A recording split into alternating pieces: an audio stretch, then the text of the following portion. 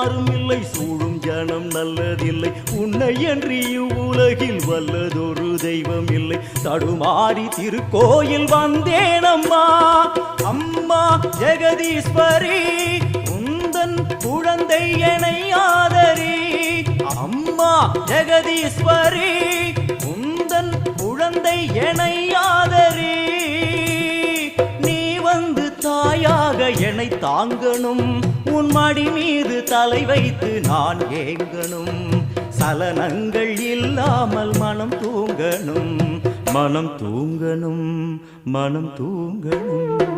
எங்களுக்கு குறையும் உண்டு, அதனை நான் அழுது சொல்லலாமா? என் தாயும் நீ